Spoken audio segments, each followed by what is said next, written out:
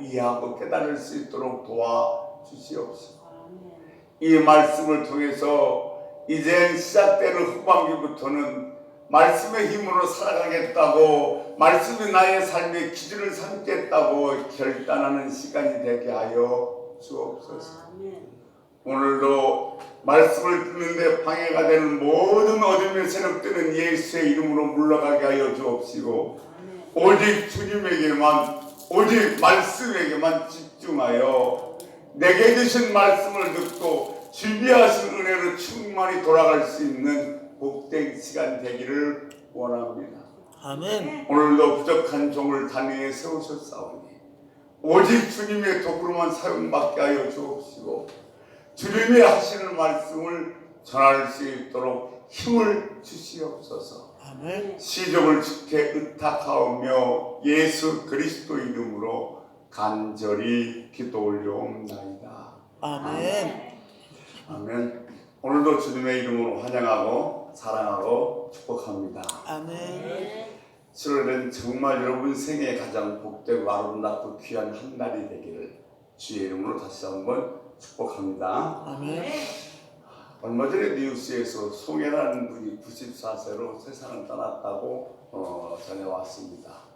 그는 노래 경연 프로그램의 최장수 사회자로서 기네스북에 올라갔습니다. 근데 그 사람의 빛에 가려서 별로 잘 알려지지 않는 한 사람이 있는데, 여러분도 기억하실지 모르겠습니다만 화참이라는 사람입니다.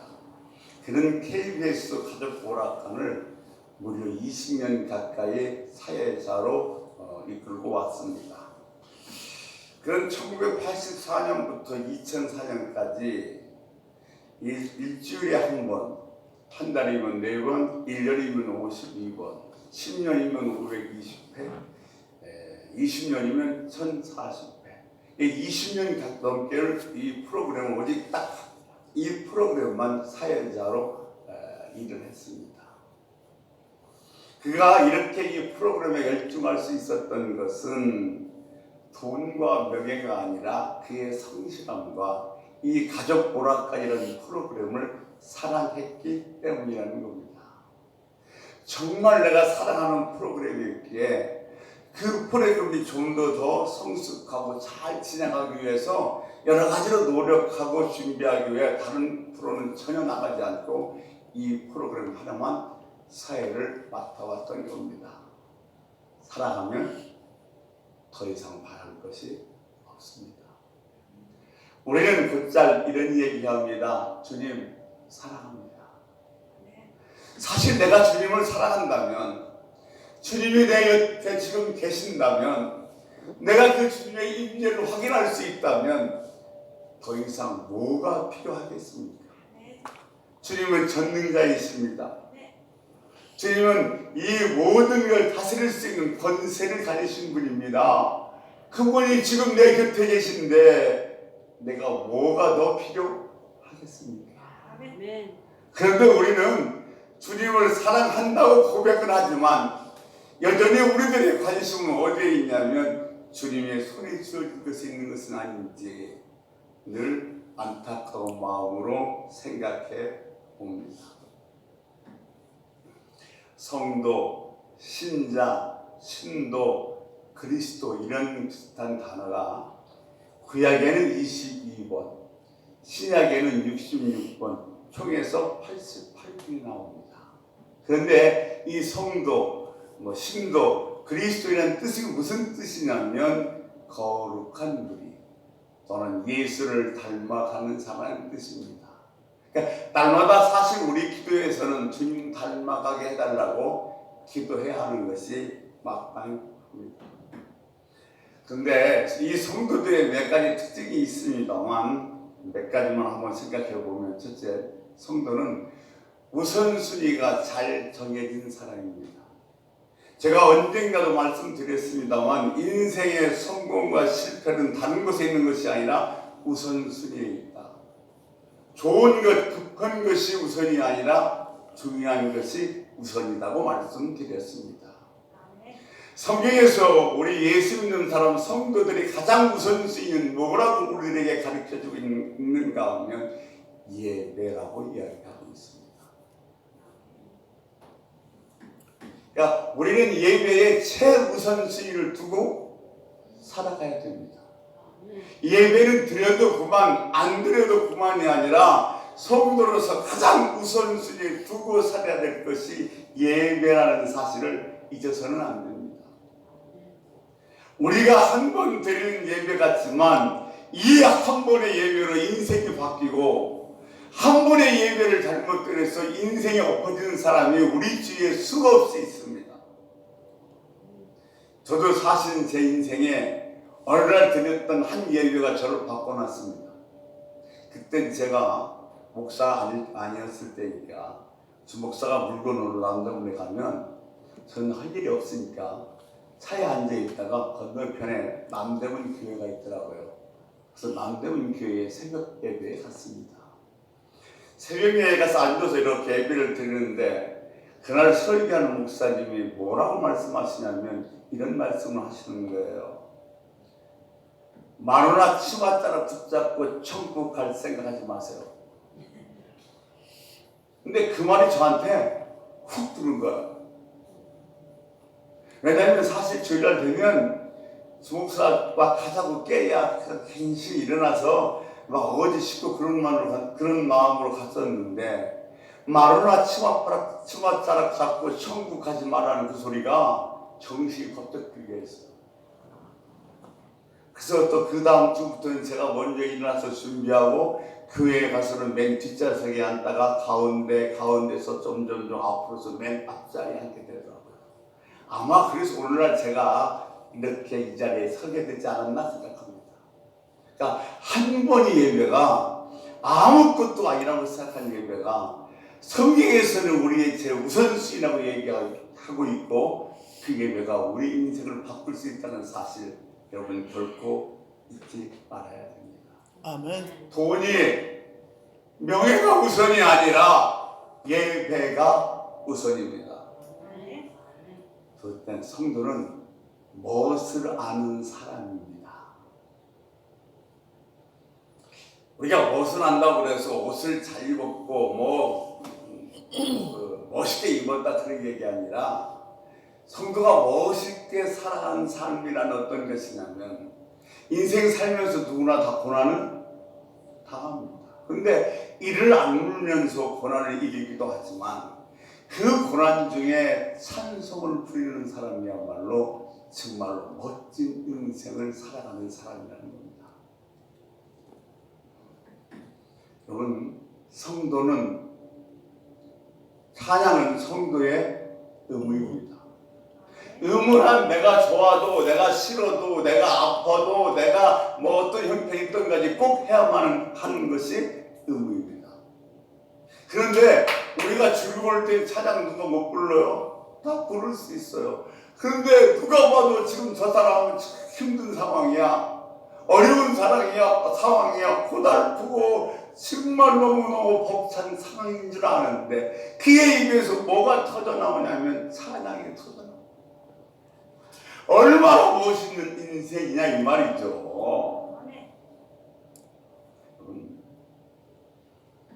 그래서 찬양을 뭐라고 이야기하는가 하면 믿음의 꽃이라고 그래요. 정말 어려웠을 때 내가 찬양을 부르면 그 찬양은 주님을 기쁘게 해드리고 우리들의 힘이 되는 줄로 믿습니다. 그 대표적인 예가 바울과 실라 아닙니까? 억울하게 매를 맞고 감옥에 갇혔는데 감사하며 찬양했더니 착고가 풀리고 옥문이 열렸더라. 찬양은 우리들의 믿음의 가능성입니다. 정말 힘들고 어려웠을 때 하나님 앞에 찬양 부를 수 있다면 그 사람은 정말로 믿음이 좋은 사람이라는 겁니다.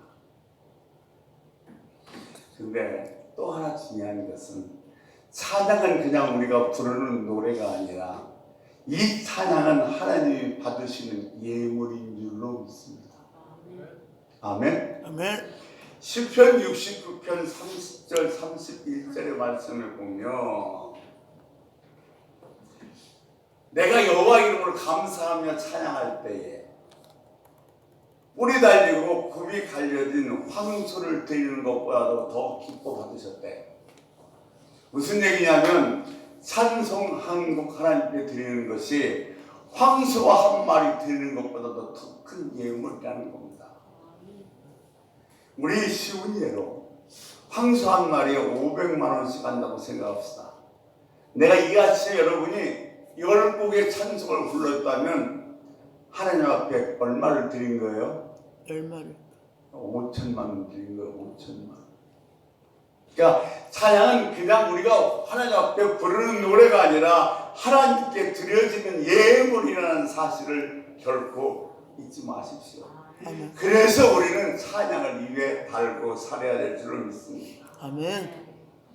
또한 찬양은 복음의 나팔입니다. 물론 어떤 사람의 간증을 듣고 또는 어떤 사람의 설교를 듣고 내가 회개해서 예수를 믿기도 하지만 찬양 한 곡으로 얼마나 많은 사람이 회개하면서 주님 앞에 돌아왔는지 모릅니다.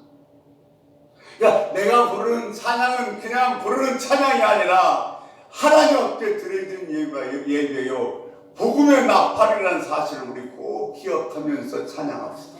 아멘.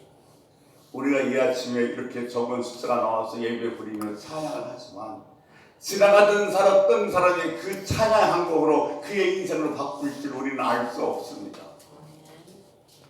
찬양은 복음의 나팔입니다. 아멘. 성도는 중심을 잃지 않고 사는 사람입니다. 중심을 잃지 않고 산다는 것은 있을 자리에 있어야 한다는 겁니다.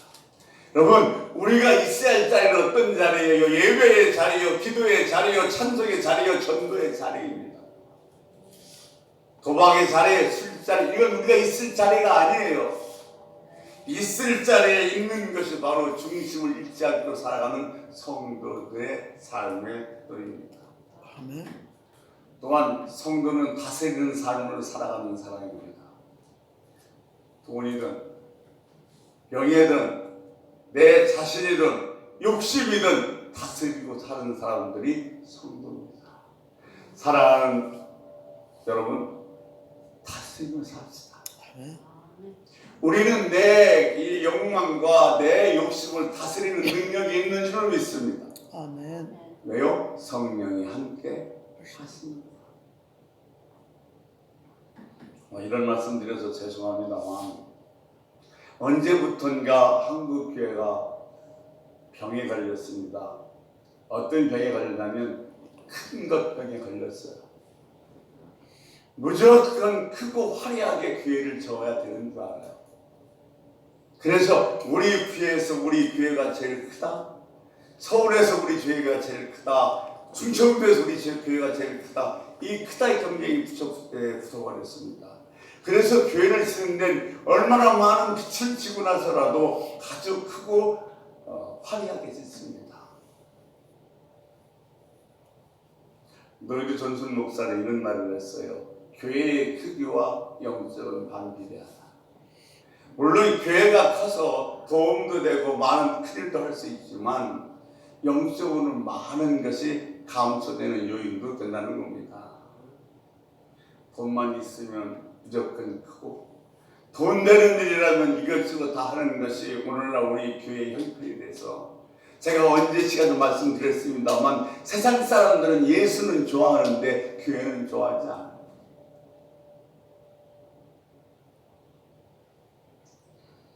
사실 이 성전에서 제일 중요한 건 두 가지입니다. 하나는 이 음향이에요. 마이크 음악. 사실 저희들이 이게 마이크나 이게 쓴 지가 상당히 오래됐습니다.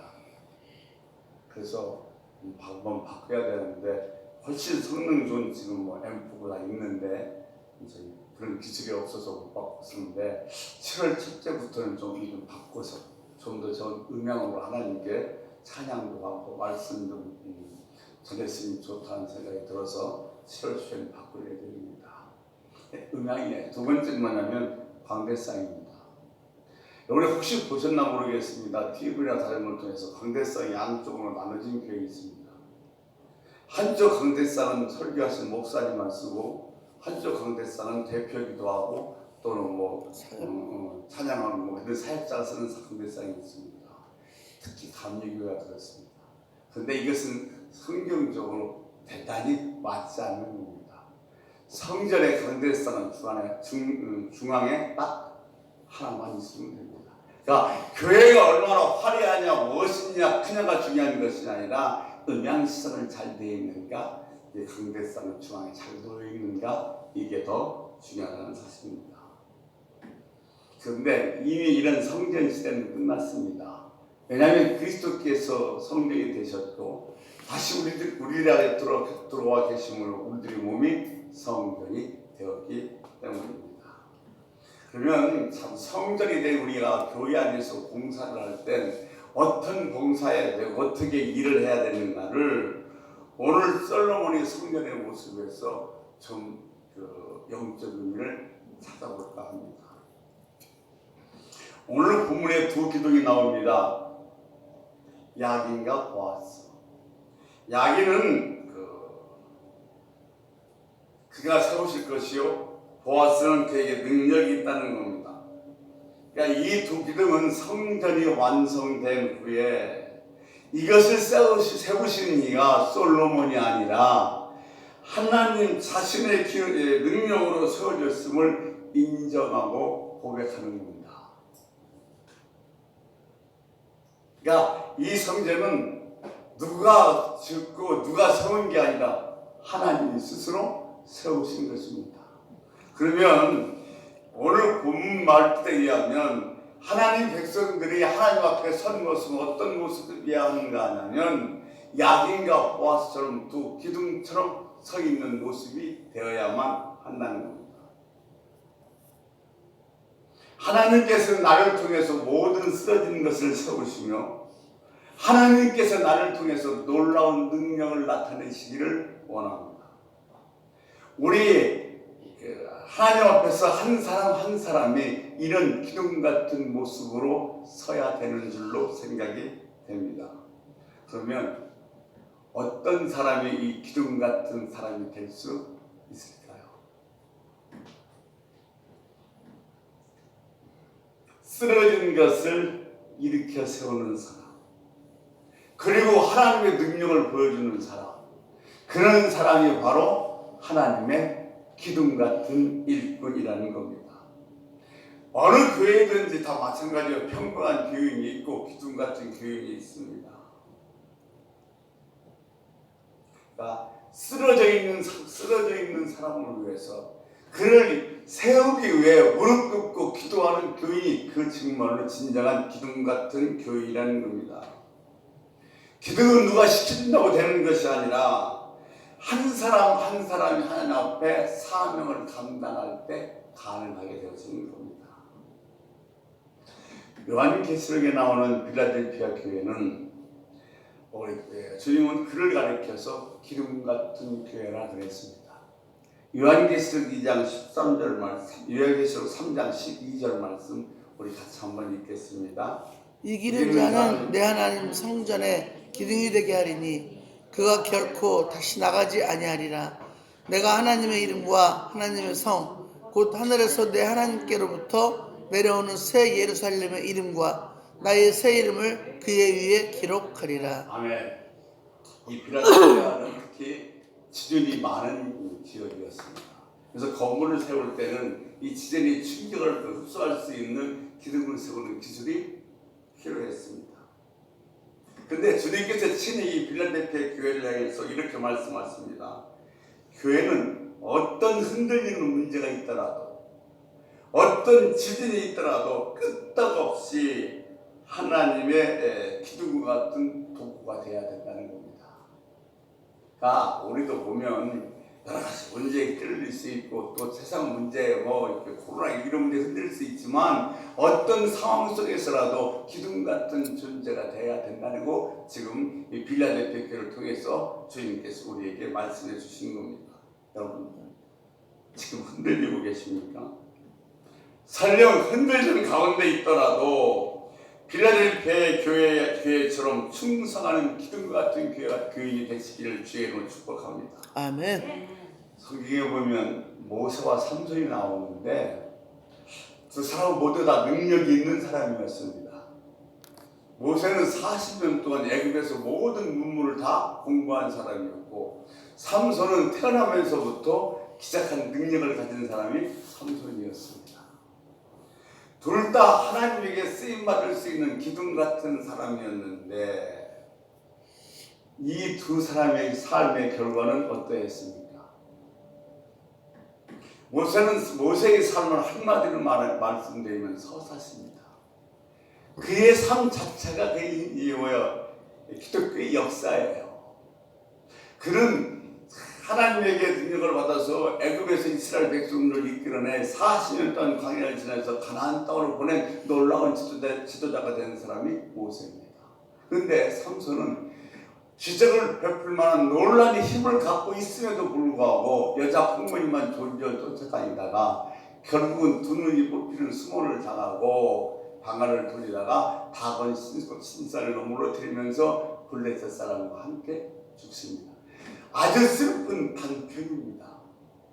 어떤 사람은 각 능력을 받고 길게 서사시같이 하나님께 멋지게 쓰임받는 일생이 되었는가 하면, 어떤 사람은 정말 하나님께 놀라운 능력을 받았음에도 불구하고 짤막한 비극의 인생을 살아가는 겁니다. 우리는 능력이 없어서가 아니라 내가 어떻게 사용하느냐. 사실 저도 하나님 앞에 하나님 능력 좀 주세요. 좀 벌떡벌떡 환자도 일어나고 암대가 떨어져 나가고 아드님 병도 일어나고 능력 좀 달라고 정말 기도 많이 했어요. 한밤중에 공동묘지 가서도 기도도 했고 별별 기도 다 했어요. 그런데 어느 날 하나님이 기가 막힌 걸 저희 깨닫게 하시는데 이미 주었다는 거예요. 이미 저와 여러분에게는 하나님이 주신 놀라운 능력이 있는 줄로 믿습니다. 아멘. 그런데 이것을 내가 언제 어떻게 꺼내어 쓰냐에 따라서 내 인생이 달라진다는 거예요. 하나님이 내게 놀라운 은혜와 능력을 주신 이유는 쓰러져가는 사람을 살리는 그 능력 주신 줄로 믿습니다. 아멘. 사실요, 저희 교회가 그래도 교회들이 좀 많이 있고 그랬을 때 뭐라고 얘기하냐면, 저거 카리스마가 없다. 카리스마가 있어서 집사님 이거 하세요. 해야 되는데 백목사는 그런 카리스마가 없다 그러더라고요. 나도 좀 그런 거 입고 싶죠. 김사님 이거 하고 싶죠. 근데 안 되는 걸 어떻게 해요? 그래서 내가 하나님 앞에 그것도 기도하기 시작해. 하나님 카리스마 좀 주세요. 남들이 나보고 카리스마가 없다고 합니다. 카리스마 좀 주세요. 정말 기도 많이 했어요. 근데 어느 날 주님이 제게 주시는 그 은수가 뭐냐면, 이 마음이 내 마음이래요. 내 마음이 주님 마음이면 됐죠. 무슨 카리스마가 필요합니까? 그래서 그다음부터 그 기도 그만뒀어요. 그만두세요. 자, 어떤 사람은 능력을 받아서 기름같이 정말로 잘 쓰는 사람이 있는가 하냐면, 어느 사람은 정말로 쓸데없을 만큼 아무도 제대로 쓸지도 못하고 그냥 소멸시키는 사람이 상당히 있다는 겁니다. 주님이 우리를 변화시키고 주님이 우리에게 능력을 주신 이유는 딱 한 가지, 쓰러진 사람을 일으켜 세우라고 주신 줄로 믿습니다. 여러분, 사명과 욕망을 구별해야 됩니다. 사명은 하나님께서 내게 주신 것인데, 욕망은 내게서 나오는 겁니다. 사명과 욕망의 차이는 뭐냐면, 사명은 그것 하면 어려워요. 그거 하려면 정말 힘들어요. 그런데 그거 할 때 행복해요. 이것이 사명이에요. 저희가 이번 8월 마지막 30일, 31일 그때 코로나19 때문에 2년 동안 못했던 목회독교 선교회 학예 수련회를 개최하려고 해요. 근데 그걸 하면 어렵고 힘들어요. 또 때로는 뭐요? 빚도 생겨요. 그러나 그것 하면은 뭐요? 즐거운 거예요. 어렵지만 그 어려움을 하면서 즐거운 것이 사명인 줄을 믿습니다. 사명은 그것 때문에 사는 거예요. 사명은 그것 때문에 죽어도 좋아요. 사명은 하나님 앞에 자랑할 수 있는 것이 사명인 줄을 믿습니다. 좀 더 많이 갖겠다. 좀 더 내가 더 높이 올라가겠다가 아니라 내가 지금 갖고 있는 것, 내가 지금 서 있는 위치로 정말로 죽어가는 사람을 살려야 되겠다. 이것이 하나님 우리에게 주신 사명인 줄을 믿습니다. 그것을 감당하면 기둥이 될 수가 있습니다. 보세요 여러분. 덩그러니 기둥만 서 있으면 이건 뭐예요? 폐허입니다. 이 우크라이나 전쟁에서 소련이 폭격으로 말미암아 기둥만 덩그렇게 남아 있는 거 봤죠? 기둥만 남아 있으면 이건 폐허예요. 기둥은 보이지 않습니다. 천장과 벽을 다 지탱해주고 있기 때문에 기둥은 보이지 않는 거예요. 이게 보이지는 않지만 다른 것을 지탱해주고 다른 것을 살리는 것, 이런 사람이 바로 기둥 같은 일꾼이라는 겁니다.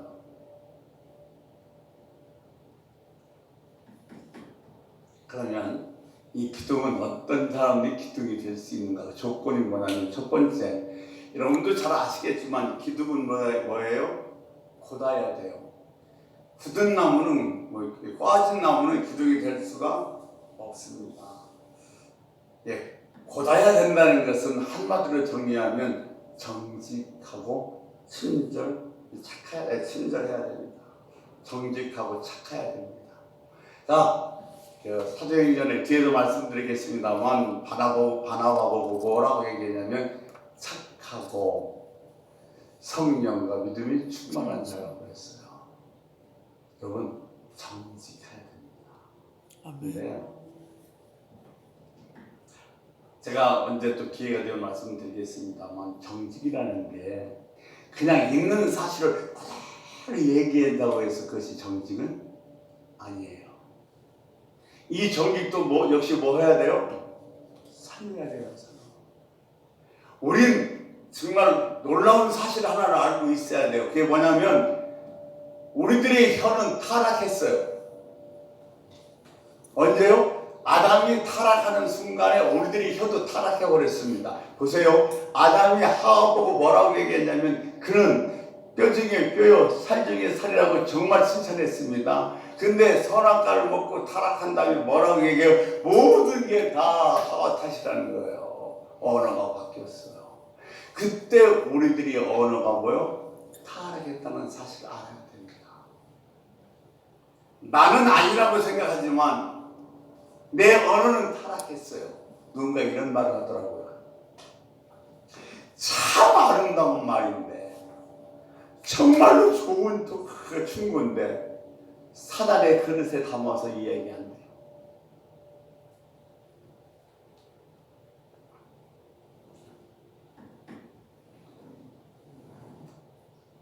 목사님, 그래서 사실요 제가 한 말씀 드리자면 좀 선하게 생각해봐 드십시오. 들으세요 하면서 이야기를 하면 그 목사님 그런데요. 집사님 참 좋은 친구인데 왜 사단의 그릇에 담아서 얘기해요? 지금 들을 때 아니 나중에 다 정리되고 보세요. 내가 이 말을 안 하려고 했는데 하지 마세요. 이 말은 너 잘 되라고 하는 말이야. 너나 잘 돼. 이럴 때 내가 말하는데 듣고 섭섭하게 생각하고 이미 섭섭했어요. 그런 생각이 드는 말은 하지 말아야 돼요.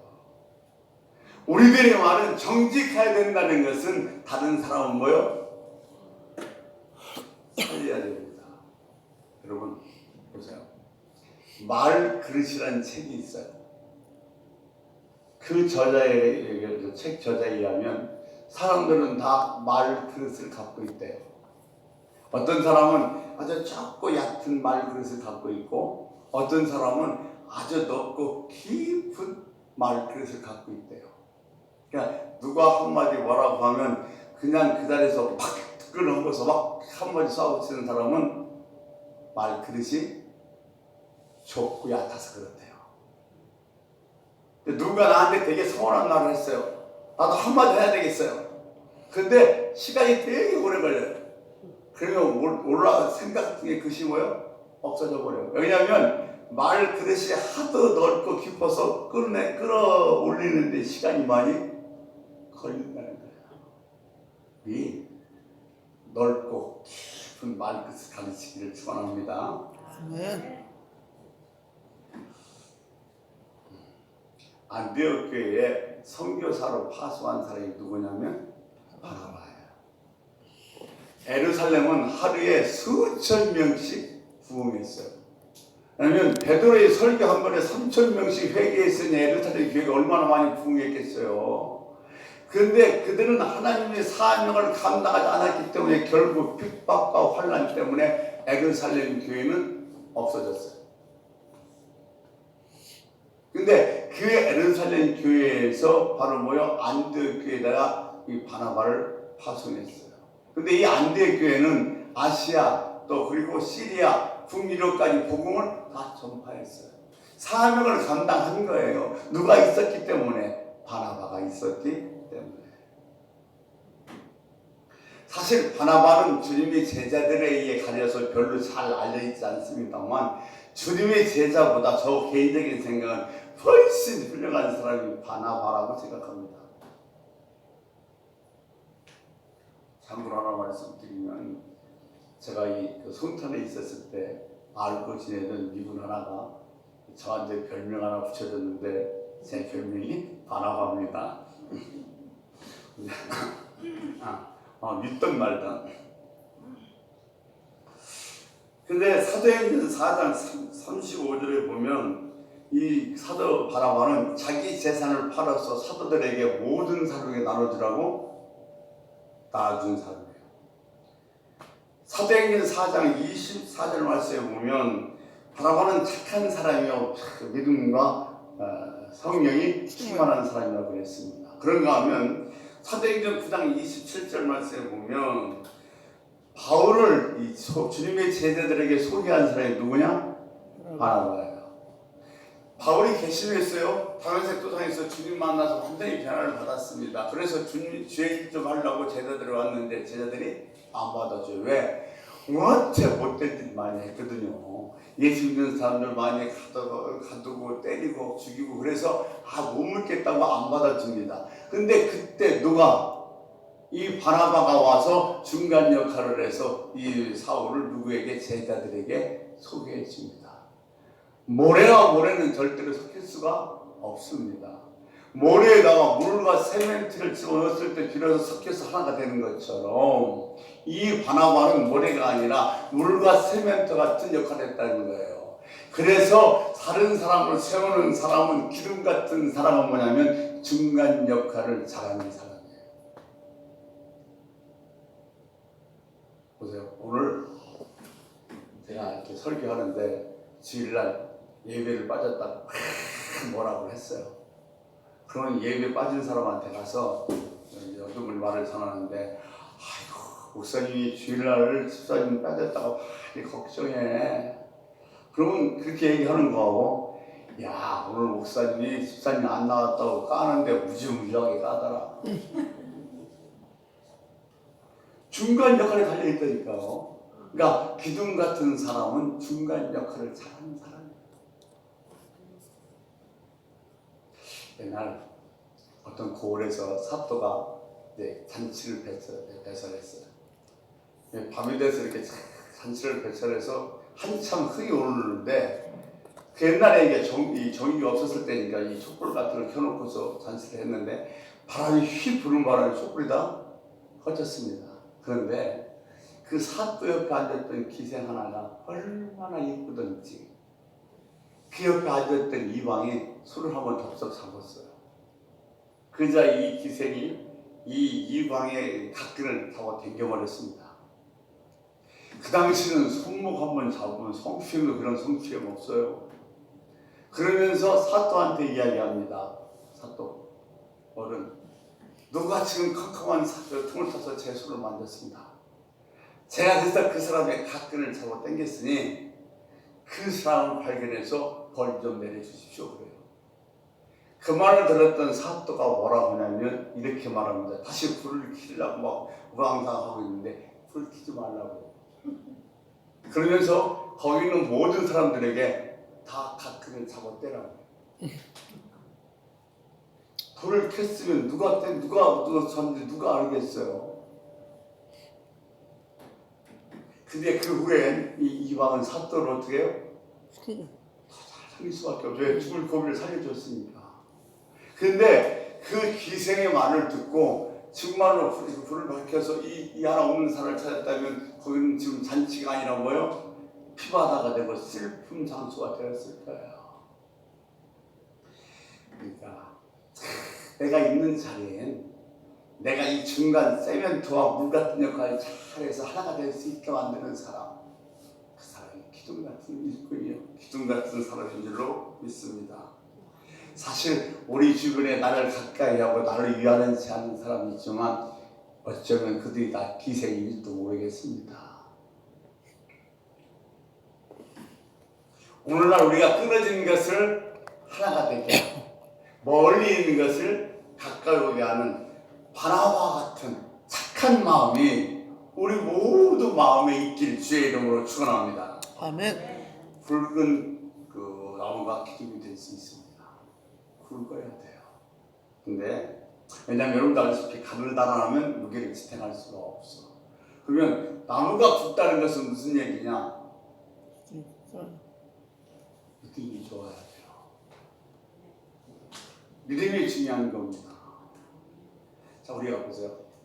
저 여기까지만 하겠습니다. 왜냐하면 될 수 있으면 제가 이제 시간을 맞춰서 끝내려고 해요. 이게 하다 보면 사실 제가 그런 거예요. 목회 한 30년 했으면 메모만 이렇게 적어와도 설교 얼마든지 할 수 있어요. 근데 푸시한테 이렇게 적어요. 야, 주목사님 나보고 그만 적으라고 그래요. 뭘 이렇게 적었냐. 그런데 우리는 혀가 타락했기 때문에 메모만 갖고 와서 내가 설교하다가 한번 삐딱하게 나가면 어떤 소리가 나올지 몰라요. 그걸 저는 그것을 경험했어요. 언제도 한번 말씀드리나 모르겠습니다만 수요예배인데 앉아서 졸길래 그렇게 몇 사람이 졸길래 그렇게 졸면 무슨 하나님 예배냐고 예배 그만두자고 주기도문을 끝냈어요. 내가 그 후에 하나님한테 얼마나 많은 책임을 받았는지 몰라요. 그러니까 내 혀를 믿어서는 안 돼요, 여러분. 내 혀는 뭐 했어요? 타락했다니까요. 예, 음주 측정하잖아요. 훅 좀 더 푸세요 딱 부르면 이제 수치가 나오니까 이거 운전 면허 취소 정도가 됐습니다. 이렇게 많이 드셨어요. 그러면 절대로 술 안 먹었다고 그러는데 그러면 경찰관이 나오라고 그러는 겁니다. 걸어보라고 그러는데 그러면 자 내가 반드시 잘 걸어야 이 교통수경에 내가 술 안 먹었다는 걸 증명할 수 있으니까 반드시 잘 걸어요. 그런데 사실 그거 저는 거예요. 밑을 걸고 있는 거예요. 이게 그러면 교통수경에 더 이상 필요 없다고 돌아온다는 거예요. 그러니까 나는 지금 잘 말하는 것 같지만 내 혀는 타락했기 때문에 장담할 수가 없는 거예요. 그래서 이렇게 꽉 써요. 또 쓰다 보면 중간에 또 더 붙일 거 있고 뺄 거다 보면 보통 이것이 14장, 15장 되니까 소리가 좀 길어지더라고요. 제가 줄이자 그래서 줄였는데도 불구하고 오늘 조금 기니까 오늘 여기까지만 하려고 다음 시간에 어떤지 하겠습니다. 자, 그러면 나무가 굵다는 것은 믿음이 좋다는 얘기인데 믿음이 좋다는 얘기는 한마디로 무슨 얘기냐? 야, 목사다, 장로다, 권사다, 아니면 무슨 성경을 몇백 독 했다, 아니면 사실 금식을 5번 했다, 이래서 믿음이 좋은 게 아니에요. 믿음이 좋은 사람은 딱 두 가지로 알 수 있습니다. 첫째, 주위에 원수가 없습니다. 두 번째는 다른 사람을 세워주는 일을 합니다. 이것이 믿음이 좋은 사람인 줄 믿습니다.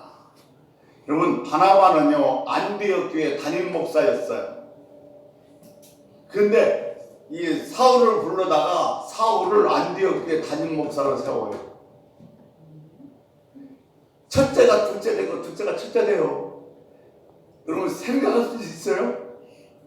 근데 그만큼 바나바는 어떤 사람이었어요? 세워주지 않은 사람이었어요. 이게 나중에 바울에 대해서 얼마나 위대한 일을 할 줄 알 수 있었기 때문에 바나바는 자기는 이선으로 물러가고 바울을 담임 목사로 세워준 겁니다. 여러분, 믿음 좋은 사람은 다른 사람 세워주는 거예요. 다른 사람을 세워주다 보면 나는 좀 없어지는 것 같고 나는 좀 시시해지는 것 같지만 절대 그렇지 않습니다. 반드시 하나님이 다시 더 크게 더 높게 세워줄 줄로 믿습니다. 아멘. 이 그리스도인이라는 단어가 어디서 맨 처음 나왔냐면 안디옥이라는 단어에서 나왔어요. 안디옥 교회에서 나왔어요. 누구 때문에? 바나바 영향을 받았기 때문에 이 안디옥 교회 교인들을 보고 제일 처음 그리스도인 예수를 닮은 사람들은 소리가 나왔다는 겁니다. 사랑하는 성도 여러분, 굵은 기둥, 아멘. 고른 기둥, 그 일꾼을 쓰시기를 주로 축원합니다. 기도하겠습니다. 하나님 사랑합니다. 아주 많이요. 사실 저희들에게 능력 주셨습니다. 근데 주님께서 주신 놀라운 능력도 저희들은 제대로 사용하지 못한 채 날마다 능력만 달라고 구했던 것은 아닌지 부끄러운 생각이 듭니다. 이제 주님이 내게 능력 주심을 믿습니다. 내 안에 능력이 있음을 믿습니다. 그것을 다른 사람을